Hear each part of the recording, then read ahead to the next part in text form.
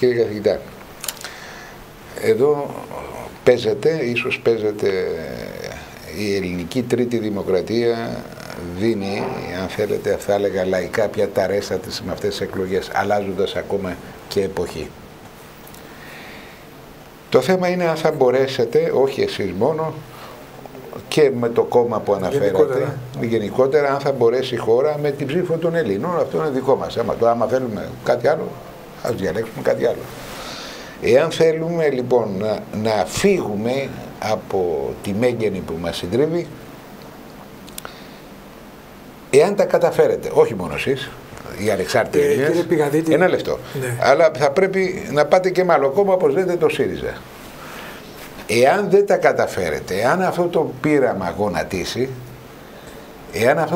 γονατίσει, σε 6 μήνες θα έχουν ανατραπεί όλα, κύριε καθηγητά. Σωστά. Δεν έχει περιθώριο ελληνικός λαός άλλος. Έχει φτάσει ο κόμπος στο χτένι, στο λαιμό του.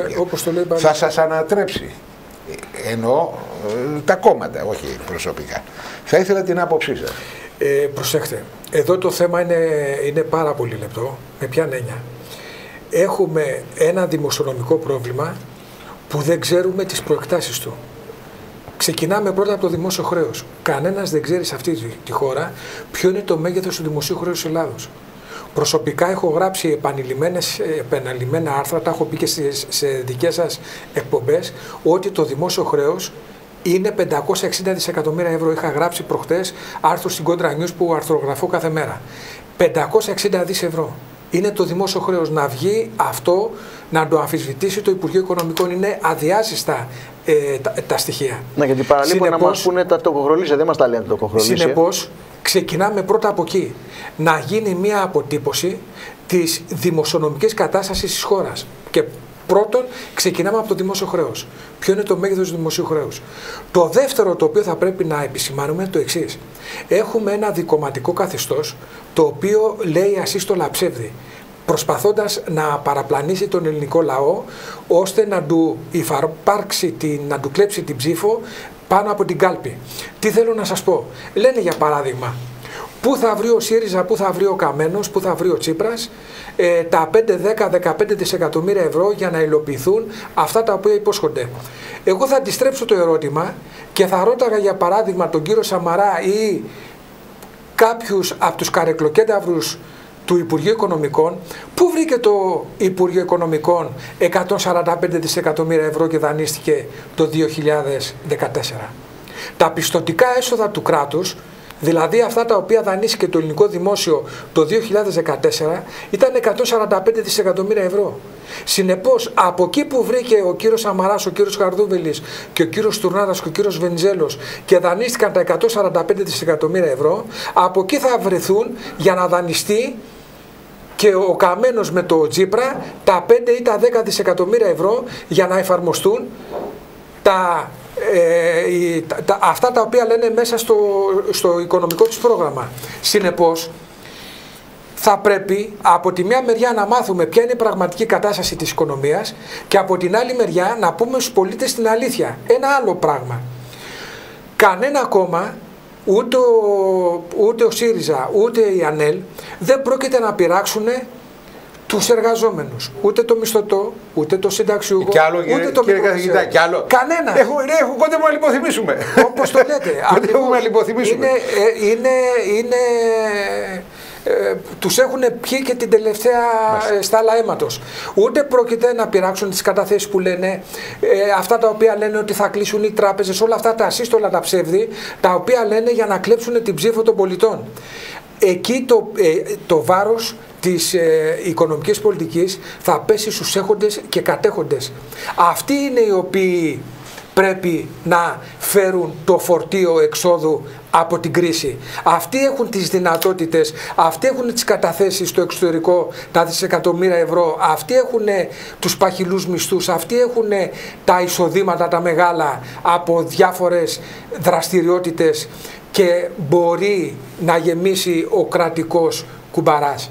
Συνεπώς, μέσα από μια έξυπνη και αποφασιστική μακροοικονομική δημοσιονομική πολιτική μπορούν να βρεθούν εκείνοι οι αναγκαίοι πόροι για να χρηματοδοτηθούν οι τρέχουσες ανάγκες του ελληνικού δημοσίου. Αλλά επειδή το θέμα είναι πολύπλοκο και θα πρέπει να λέμε την αλήθεια στους πολίτες και πάνω απ' όλα βέβαια να λέμε την αλήθεια στους ίδιους μας τους εαυτούς, είναι πως υπάρχει θέμα με τις τράπεζες.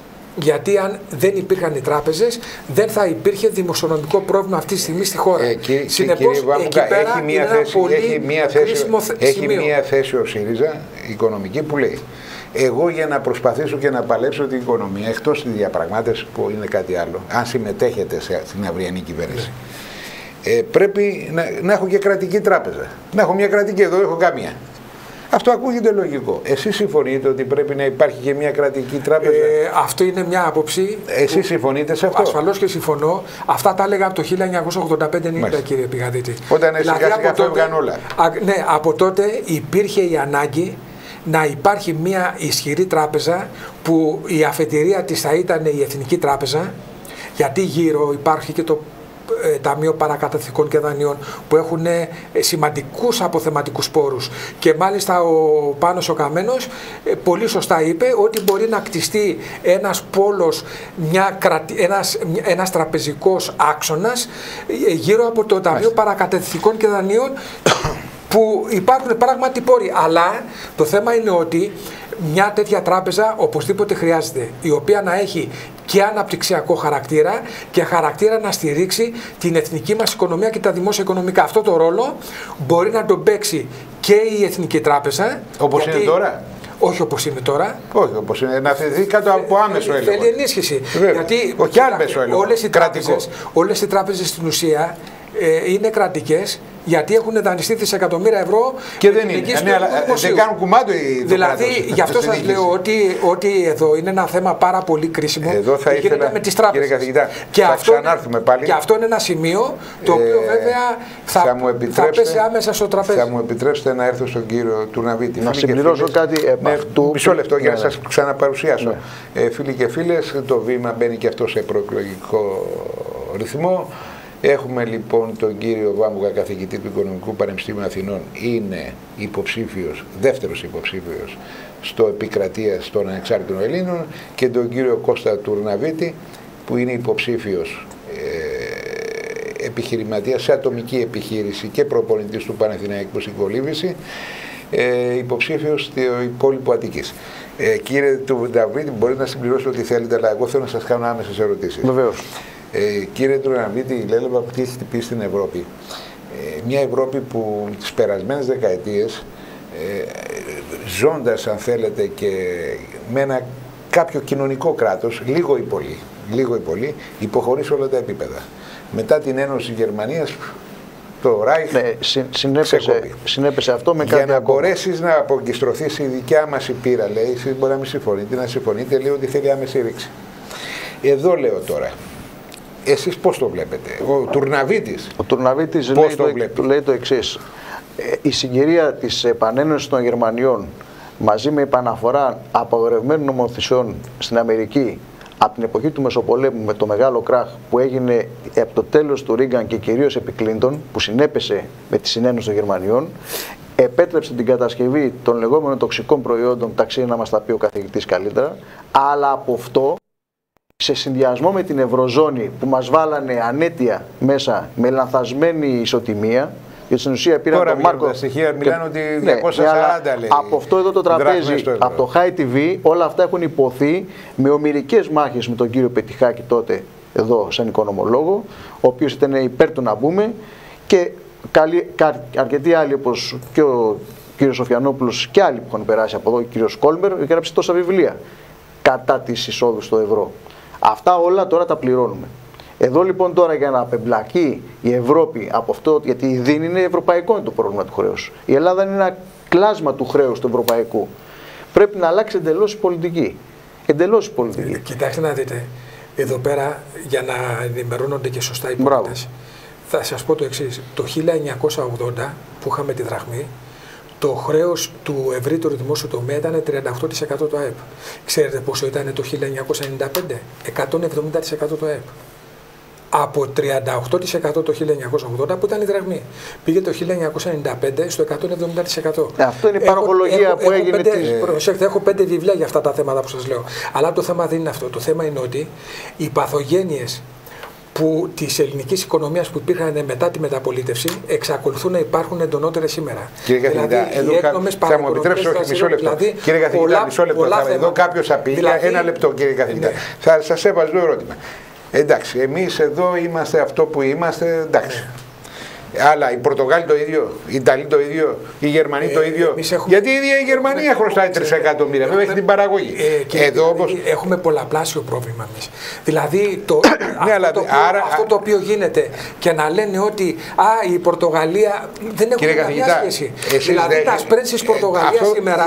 Η νεοφιλελεύθερη πολιτική που σάρωσε όλη την Ευρώπη. Η Πορτογαλία σήμερα δανείζεται με 2,7% στα δεκαετή ομόλογα και εμείς δανειζόμαστε με 12%. Τα σπρέντ είναι πάνω από τις 1000 μονάδες. Το χρέος της Ελλάδος στην Ευρωζώνη είναι, αν δεν κάνω λάθος, θα μου το επιβεβαιώσετε, νομίζω είναι 2% περίπου. Περίπου 2%. Ναι. Τα άλλα όλα, το 98% το χρωστάνε Αγγλο-Γαλλο-Πορτογάλοι. Ναι, αλλά θέλω να σας πω. Γιατί το χρέος που έχει κάθε χώρα το εξυπηρετεί η ίδια η χώρα. Και το χρέος που έχει κάθε χώρα το εξυπηρετεί με φόρους των πολιτών. Γιατί όταν μια χώρα εξυπηρετεί το χρέος, δηλαδή πληρώνει τόκους και χρολύσια, πού βρίσκει το κράτος έσοδα για να πληρώσει τόκους και τα χρολύσια? Τους φόρους. Δεν υπάρχει άλλη πηγή. Ναι, δεν έχει παραγωγή, μόνο φόρους ψοφάει το γαϊδούρι και δεν πάρει τίποτα. Για να αυξηθούν οι φόροι όμως πρέπει να αυξηθεί το ΑΕΠ. Συνεπώς το πρόβλημα της οικονομίας είναι ότι δεν αναπτύσσεται η οικονομία. Και το βαθύτερο πρόβλημα της οικονομίας είναι ότι δεν είναι μια οικονομία ανταγωνιστική. Αυτό είναι το πρόβλημα. Κύριε Καθηγητά, εγώ θα ήθελα να μου πείτε, εάν αύριο σε μια κυβέρνηση, πού θα είστε κι εσείς μέλος? Συγκρουσεί με τη Γερμανία που πολλοί από εμάς βλέπουν ότι είναι αναπόφευκτη σύγκρουση ή δεν υπάρχει φως. Συμφωνείτε με αν πια δεν δεχτούν για σύγκρουση? Και σύγκρουση εννοώ ότι, παιδιά, δεν θα μας ψοφήσει το παιδί, όπως είπε κάποιος αντιμνημονιακός που είναι συντηρητικός πολιτικός. Και μιλάω για τον κύριο Πολύδωρα. Με τον λόγο του που είχε βγάλει στη Βουλή. Δεν μιλάω για κανέναν αριστερό, οπότε υπάρχει άλλη θέση. Ίδια όμως. Κοιτάξτε, αυτή τη στιγμή η χώρα μας έχει εθνικό νόμισμα το ευρώ. Έτσι. Δηλαδή δεν μπορούμε να πάμε τώρα σε συζητήσεις και να λέμε. Εάν συγκρουσείτε, εσείς ο καθηγητής ο Βάμβουκας. Εγώ σαν Βάμβουκας. Αν είναι μες στη Βουλή, θα υπερασπιστεί τη σύγκρουση. Θα σας πω, εγώ σαν Βάμβουκας είμαι και θα είμαι υπέρ του ευρώ. Και θα σας πω τι εννοώ. Στην παγκόσμια οικονομία, αυτά σας τα έχω πει πολλές φορές από τις εκπομπές σας, κυκλοφορούν γύρω στα 180 με 183 νομίσματα διεθνώς. Υπάρχουν διεθνώς καταγεγραμμένες περίπου 220 χώρες, ανάλογα το πώς Συνεπώς, προσέχτε, υπάρχουν χώρες με διαφορετικά νομίσματα που έχουν δημόσιο χρέος. Αυτό το νόμισμα όμως το έχει η Γερμανία, δηλαδή, δεν το έχουμε εμείς. Κοιτάξτε. Δεν το έχουμε εμείς. Το νόμισμα. Πώς θα πολεμήσετε την ανέργεια? Εγώ θα σας πω σήμερα ότι η Ελλάδα έχει τη δραχμή το οποιοδήποτε νόμισμα. Ερώτημα. Πώς θα μειωθεί η ανεργία? Η δραχμή θα σου μειώσει την ανεργία? Με πληθωρισμό. Συγγνώμη, μου ερωτάτε. Εγώ δεν είμαι υποψήφιος. Εσείς παρουσιάζετε το πρόβλημα. Πώς θα μειωθεί το δημόσιο χρέος? Πώς θα αυξηθούν οι φόροι? Εδώ θα ήθελα.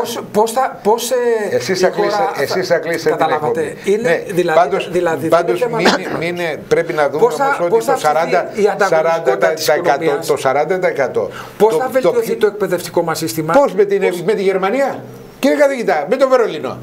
Με το Βερολίνο που έχουμε γίνει με τα μοντέρνα πηγαία. Τέλος πάντων, την άποψή σας καταγράφει. Είμαστε η Ομπάμα και η Γερμανία. Όχι, δεν είμαστε η Ομπάμα. Η Ελλάδα.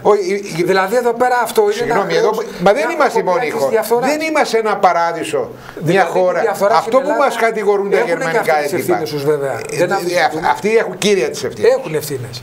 Αλλά τις ευθύνες τις έχει το δικομματικό καθεστώς, αυτό είναι άλλο. Η διαφθορά, οι μίζες, οι άνομες παραοικονομικές δραστηριότητες, που όλα αυτά τι ήτανε? Υπερβάσεις κρατικών δαπανών, άρα κρατικά ελλείμματα, δηλαδή δημόσιο χρέος. Δεν πάνε πολλά χρόνια. Όταν μπήκαμε στην Ευρώπη, που η γαλλική κυβέρνηση έλεγε, παιδιά, θα σας δώσουμε καλή τιμή τα πολεμικά αεροπλάνα, αλλά ξυλώστε τη βιομηχανία τη συγκεκριμένη. Και μιλάω για την κλωστοδιοφορία. Ερχόταν ο άλλος από την Ευρώπη και έλεγε: παιδιά, ναι, πάρτε δάνεια, αλλά ξυλώστε και τις ελιές. Σπάστε τα καΐκια σας.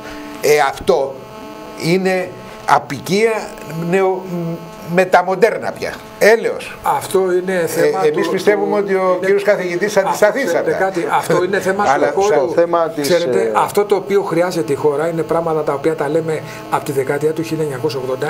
Η Ελλάδα ούτε ήταν ούτε είναι χώρα ανταγωνιστική. Μα δεν αφήσανε. Όταν διώξανε τη βιομηχανία. Δίνανε λεφτά επισημήτη, κύριε καθηγητά. Δίνανε λεφτά, πρημοδοτούσαν να πάνε στα Βαλκάνια. Τώρα, για να μην ξεκινήσουμε τώρα το πράγμα από παλιά, ναι. Το θέμα ξεκίνησε μετά το Δεύτερο Παγκόσμιο Πόλεμο. Η Ελλάδα δεν ήταν ανταγωνιστική. Περάσαμε και φίλοι, δηλαδή, περάσαμε πολλά. Τώρα είναι και σύμφωνοι, θα μου επιτρέψω όμως, κύριε Τουρναβίτη. Εδώ που έχουμε φτάσει, και αυτό είναι το πιο ενδιαφέρον τους πολίτες, τι κάνουμε. Τώρα θα πείτε εσείς, θα κλείσετε με το τι θα κάνουμε. Κύριε Τουρναβίτη, όχι, εγώ έχω ερώτηση για σας. Όχι, εγώ συγκεκριμένη ερώτηση δεν μου ξεφεύγεται.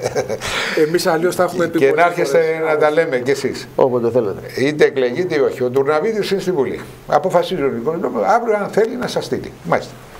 Σε μια σύγκρουση με τη Γερμανία, ο Τουρναβίτης τι θα κάνει? Ειδικά θα πει παιδιά, ελάτε να κάνουμε και δύο μνημόνια. Γιατί μας είπε όχι, ή είναι υπέρ και ακόμα και της ρήξης με τη Γερμανία? Ειδικά ο Τουρναβίτης, επειδή ο πατέρας μου ήταν θύμα των Γερμανών, καταδικαστεί σε θάνατο από το γερμανικό στρατοδικείο και επέζησε από θαύμα όπως επέζησε, και έτσι είμαι εγώ εδώ και σας μιλάω. Έχω και ένα λόγο παραπάνω να μην συνθηκολογήσουμε τη Γερμανία. Οπότε μπαίνουμε σε θέση. Λοιπόν, ακριβώς. Καταρχάς έχουμε με την επανένωση των Γερμανιών το γερμανικό χρέος από την εποχή του Δεύτερου Παγκοσμίου Πολέμου, το οποίο είναι αποτυπωμένο με 3 διαφορετικές μεθοδολογίες και ξεπερνάει τα 300 δις ευρώ με σημερινές τιμές. Και αυτή η έκθεση που είχε κάνει ο Σταϊκούρας και ναι, αλλά είναι 16. Ναι, αλλά ο Σταϊκούρας λέει όμως, σε αυτή την έκθεση λέει μέσα ότι μισό λεπτό, ότι έχει πάρει κάποια παραδοχή και βγάζει το 16. Κύριε Τουρναβίτη, άρα λοιπόν σε μια κυβέρνηση αύριο που θα μπορεί να συμμετάσχουν. Καταρχάς αυτός θα διαπραγματεύεται δεν θα πρέπει να είναι ούτε στις λίστες Λιχτενστάιν, ούτε Λαγκάρτ, ούτε στη Siemens, ούτε πουθενά. Είστε εσείς. Αυτή τη στιγμή όσο διαπραγματευτεί, δύο κόμματα θα κάνουν. Είναι από εκεί πιασμένοι. Τι θα κάνει? Εσείς, ο Τουρναβίτης, θέλω τις θέσεις του Τουρναβίτη, γιατί μπορεί να ψηφίσουν κόμμα, αλλά σταυρό στο υπόλοιπο Αττικής θα βάλουν Τουρναβίτη ή κάποιον άλλον ανεξάρτητο Έλληνο υποψήφιο. Όσοι ψηφίσουν. Στο θέμα της. Θέλω το στίγμα να το μάθουν οι πολίτες. Δεν πρόκειται να συνθηκολογήσουμε στο θέμα της Γερμανίας. Εγώ προσωπικά δεν πρόκειται ποτέ να συνθηκολογήσω, γιατί η Γερμανία, μην ξεχνάμε ότι μας έχει δανείσει λεφτά η Κεντρική Γερμανική Τράπεζα. Ενώ στα άλλα κράτη της Ευρώπης είναι οι κυβερνήσεις και έχουμε να κάνουμε με το κοινοβούλιο. Και αυτό το κάνανε ακριβώς για να ξεφύγουν από το γερμανικό χρέος, το οποίο είναι βεβαιωμένο το γερμανικό χρέος. Μάλιστα. Κύριε καθηγητά, εσείς θα κλείσετε την εκπομπή. Παρακαλώ τη ροή να μου πει τι χρόνο έχω. Κύριε καθηγητά, γιατί πρέπει να ψηφίσει το κόμμα, γιατί εσείς είστε στο ψηφοδέλτιο επικρατείας, οπότε επί του συνόλου μετράτε. Γιατί θα πρέπει οι Έλληνες πολίτες να ψηφίσουν το συγκεκριμένο κόμμα που είστε και εσείς? Κοιτάξτε, οι πολίτες θα πρέπει να ψηφίσουν αντιμνημονιακά, να ψηφίσουν τους ανεξάρτητους Έλληνες, θα πρέπει να φύγουν από την εξουσία το δικομματικό καθεστώς, το οποίο χρεοκόπησε τη χώρα, το οποίο μας έβαλε στην πότα των μνημονίων, το οποίο πήρε την ανεργία από το 7,6% το 2008 και την πήγε στο 27% το 2014, πετσόκοψε μισθούς και συντάξεις, οι πραγματικές συντάξεις και οι πραγματικοί μας μισθοί έχουν μειωθεί πάνω από το 45%. Το χρέος της κεντρικής κυβέρνησης από τα 298 δισεκατομμύρια ευρώ που ήταν το 2009 το πήγανε στα 409 το 2014, παρότι έγιναν 2 κουρέματα του δημοσίου χρέους αποφέροντας δημοσιονομικό όφελος το 2012 138 δις ευρώ. Δηλαδή υπέρ του κουρέματος, κύριε καθηγητά, πώς θα το μειώσετε? Και υπέρ του κουρέματος, προσέχτε, και κούρεμα πρέπει να γίνει, βέβαια αυτό θα πρέπει να υπάρξει διαβούλευση και με την Τρόικα και με τους πιστωτές. Δεν μπορούμε να τα κάνουμε αυτά μονομερώς. Και άμα αυτό πούν όχι? Κοιτάξτε, όχι δεν πρόκειται να πούνε. Όχι, έτσι, δεν πρόκειται να πούνε όχι, διότι η Ελλάδα ποτέ της δεν πάντοτε πλήρωνε τα χρέη της, γιατί είμαστε μια χώρα που πάντοτε είχαμε δημόσιο χρέος. Ποτέ δεν είχαμε τέτοια χρέη. Αλλά τέτοια χρέη δεν είχαμε από την εποχή του Τρικού πήγε. Τέτοια τρεις δεν τα είχαμε ποτέ. Και γι' αυτό θα πρέπει να υπάρξει αυτό το οποίο λένε και οι ανεξάρτητοι Έλληνες, μία λογιστικοποίηση, ένας λογιστικός έλεγχος της δημοσιονομικής κατάστασης της χώρας, δηλαδή να γίνει μια καταγραφή των δημοσίων οικονομικών της χώρας για να ξέρουμε τι παραλαμβάνουμε. Δηλαδή ας υποθέσουμε ότι αύριο, μετά τις εκλογές 25 Ιανουαρίου, έχουμε κυβέρνηση Τσίπρα με Καμένο, που ο ελληνικός λαός... Είστε σίγουροι ότι θα έχετε, κύριε? Εγώ προσωπικά πιστεύω, γιατί ο ελληνικός λαός θα λειτουργήσει έτσι το σκεπτικό του, που θα πει πρέπει να διώξω από πάνω μου τα μνημόνια και αυτούς που μας βάλανε μέσα στο λάκκο των μνημονίων και δημιούργησαν το πρόβλημα. Συνεπώς θα έχουμε μια κυβέρνηση αντιμνημονιακή με Καμένο και ΣΥΡΙΖΑ. Εδώ το πρώτο που πρέπει να γίνει και άμεσα πρέπει να γίνει είναι μια αποτύπωση της δημοσιονομικής. Δηλαδή, θα σας πω το εξής. Προσωπικά, εγώ που ασχολούμαι 30 και πλέον χρόνια με τα δημόσια οικονομικά, δεν ξέρω ποιο είναι το δημόσιο χρέος. Δεν το ξέρω ποιο είναι το δημόσιο χρέος. Δεν ξέρω ποια είναι τα SWOPs που έχει συνάψει το. Τα ζητήσαμε γραπτός και δεν μας τα έδωσαν ποτέ. Του κράτους, ναι. Δηλαδή, εδώ είναι πολύ σοβαρά τα θέματα. Συνεπώς, το πρώτο πράγμα που πρέπει να γίνει είναι μία ανάλυση, μία αποτύπωση της δημοσιονομικής κατάστασης της χώρας. Αυτό μπορεί να γίνει μέσα σε μερικές μέρες. Γιατί μπορεί να γίνει σε μερικές μέρες? Γιατί θα έρθουν οι άνθρωποι του Γενικού Λογιστηρίου και του Οργανισμού Διαχείρισης Δημοσίου Χρέους του ΟΔΙΧ και θα ανοίξουν το στόμα τους. Και να σας πω τώρα και κάτι άλλο, κύριε Πηγαδάκη. Έχετε παρατηρήσει ότι τις τελευταίες εβδομάδες έχει έντονη διαμάχη ο πρόεδρος της Ελστάτ, ο υπόδικος κύριος Γεωργίου, με την πολιτική ηγεσία του Υπουργείου Οικονομικών? Γιατί φοβάται μην πάει φυλακή. Γιατί ξέρει ο κύριος Γεωργίου ότι όλα τα νούμερα είναι ψεύτικα. Πάντως τον Έλληνα δεν τον ενδιαφέρει να πάει κάποιος φυλακή. Τον ενδιαφέρει να αλλάξει πολιτική. Μα για να αλλάξει πολιτική πρέπει να φύγουν αυτοί που μας δημιούργησαν το πρόβλημα. Γι' αυτό συστρατευθήκαμε και μπήκαμε μέσα στον αγώνα. Εγώ θέλω να σας κάνω πέραν των άλλων έπαιρνε και δαπάνες της χρονιάς και τζέβαζε εδώ και τα έσοδα και τα βάζα από εκεί. Μπορεί κάποιος να πει ότι οι ανεξάρτητοι Έλληνες στα οικονομικά με το ΣΥΡΙΖΑ έχουν πάρα πολλά κοινά, μπορεί να συμφωνήσουν. Εδώ όμως έχετε θέσεις που κάποιοι μέσα στο ΣΥΡΙΖΑ μπορεί να συμφωνήσουν, γιατί υπάρχει και εκεί μια πτέρυγα η οποία και στα εθνικά είναι ξεκάθαρη και έχει δώσει μάχες, πολλές φορές έχει χάσει, αλλά έχει δώσει μάχες, και μιλάω, είναι η άποψη που λέμε, η δικιά μου, είναι η πτέρυγα του Λαφαζάνη, η οποία δεν στερείται ούτε για τα εθνικά θέματα. Χρόνια ολόκληρα έχει παλέψει ενάντια στο σχέδιο Ανάν, ενάντια στον πόλεμο της Ιουγκοσλαβίας και μειοψηφούσε με μάχες και δρούσαν. Αυτοί οι άνθρωποι είναι δεδομένο. Υπάρχουν και άλλες δυνάμεις εκεί μέσα, που στα άλλα θέματα δύσκολο το βλέπω. Δύσκολο το βλέπω. Γιατί δεν ξέρω αν θα συμφωνούν και οι ψηφοφόροι του ΣΥΡΙΖΑ αύριο, αν πάρει τέτοιες θέσεις. Καθίστε τώρα, οι ψηφοφόροι του ΣΥΡΙΖΑ είναι μεγάλη κουβέντα αυτό. Έτσι. Όχι, κάποια ψηφίσουν. Ναι, αλλά το 3% μάζα του ελληνικού λαού. Από το 3% για να φτάσει στο ποστό που έχει στις εκλογές. Δεν είναι ο Λαφαζάνης επικεφαλής, για να μην έχετε και διαφορές τόσο πολύ στα εθνικά. Εδώ είναι και τα άλλα. Στα θέματα εξωτερικής πολιτικής, στα εθνικά θέματα, στην άμυνα και στα θέματα σχέσεων εκκλησίας και κράτους, οι ανεξάρτητοι Έλληνες έχουν εκφράσει συγκεκριμένες θέσεις από την πρώτη στιγμή που ιδρυθήκαμε, από τα προσυνέδρια που κατατέθηκε, που φτιάχτηκε το πρόγραμμα από τους πολίτες.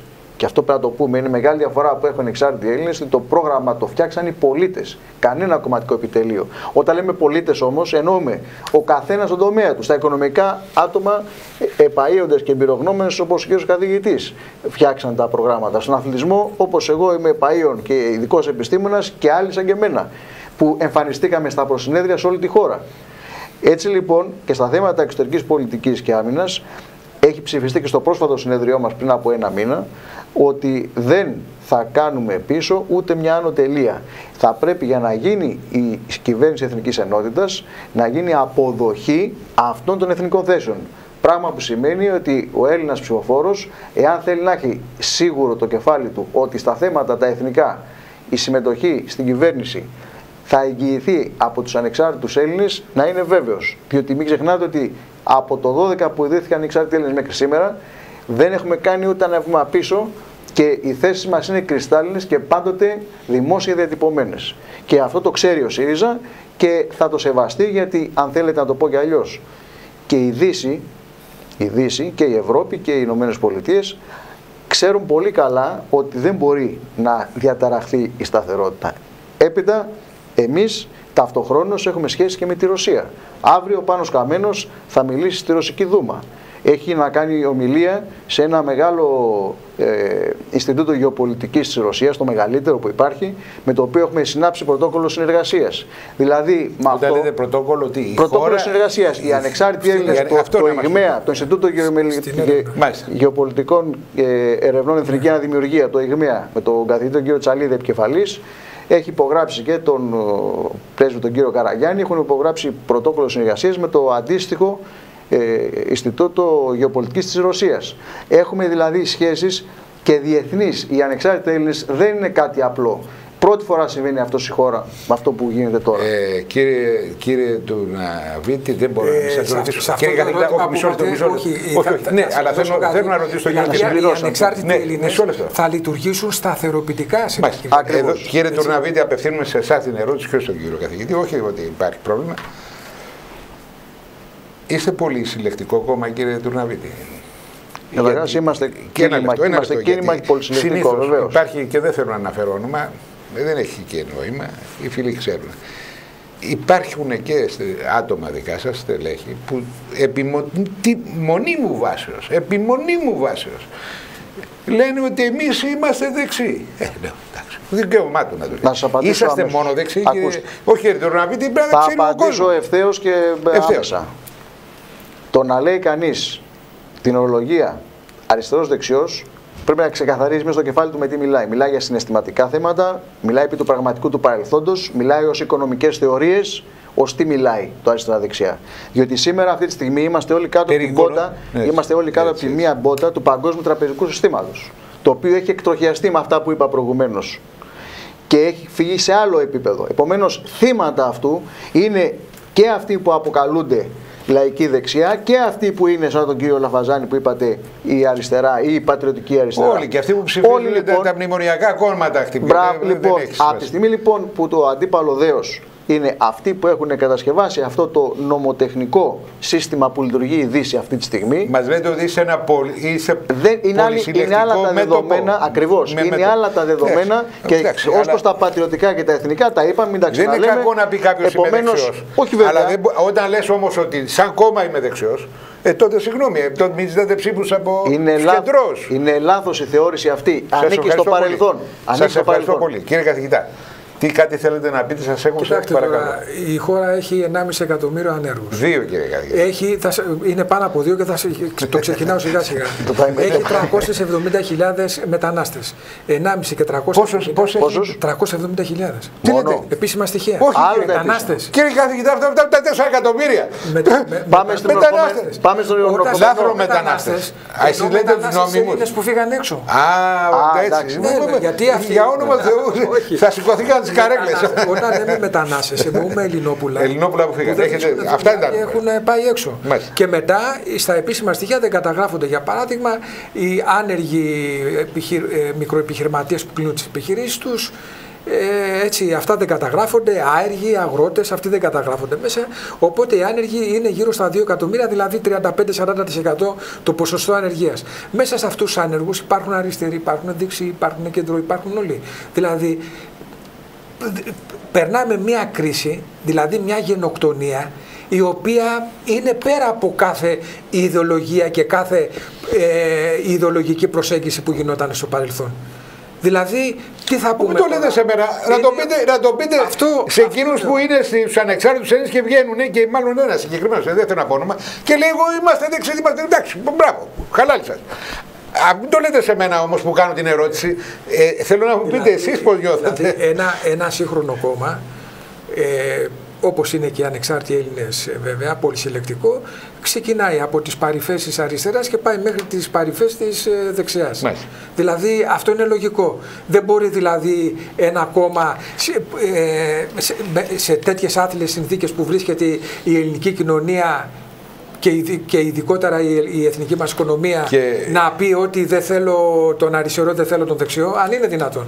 Εδώ πέρα είναι μια κρίση. Οι εξάρτητες πάνε να ενώσουν τους Έλληνες και να σταματήσουν διαχωρισμοί του αριστερού. Είναι μια κρίση καθολική. Αυτό είναι ο βασικός στόχος. Και αυτό άλλωστε και είναι και ένα από τα συγκριτικά πλεονεκτήματα που έχει και το συγκεκριμένο κόμμα.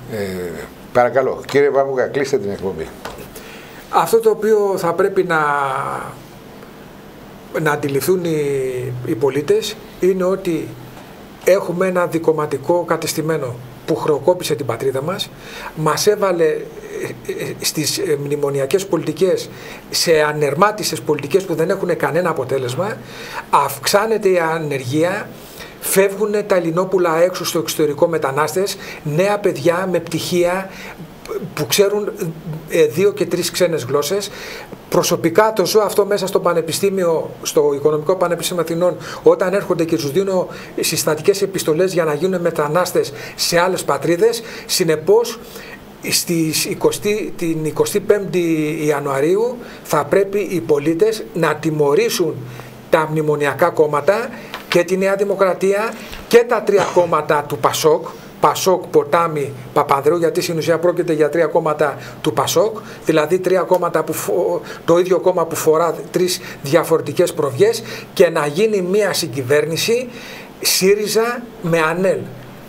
Να γίνει πράγματι, να αλλάξει η οικονομική πολιτική της χώρας, να βγούμε στην πραγματικότητα έξω από τα μνημόνια και οι μισθωτοί, οι συνταξιούχοι, οι μικρομεσαίοι θα ξέρουν ότι δεν πρόκειται να τους πειράξει κανένας, γιατί άλλος από αυτούς δεν έχει και κανένας να πάρει τίποτα, δεν τους έχει μείνει τίποτα να πάρει, όλα τους τα έχουν πάρει. Και αυτό το οποίο θα πρέπει να αντιληφθούμε όλοι μας είναι πως τα βάρη θα τα φέρουν αυτοί που έχουν και κατέχουν. Τα βάρη δεν θα τα φέρει ούτε ο μισθωτός, ούτε ο συνταξιούχος, ούτε ο μικρομεσαίος. Θα τα φέρει αυτός ο οποίος έχει τις βίλες, τους ξέρουμε ποιοι είναι, η εφορία τους ξέρει και με τα μικρά τους ονόματα. Θα το φέρουν το βάρος αυτοί που είναι στις λίστες Λαγκάρτ, Λίχνεστάιν, Λουξεμβούργου, που μιλάμε για εκατοντάδες δισεκατομμύρια ευρώ. Αυτοί θα φέρουν τα βάρη. Και υπάρχουν πολιτικές, πάρα πολλές πολιτικές που μπορούν και τα τραπεζικά ταμεία να γεμίσουν και η οικονομική ανάπτυξη να γίνει και να γίνει επανεκκίνηση της ελληνικής οικονομίας με συστράτευση όλων των παραγωγικών τάξεων. Yes.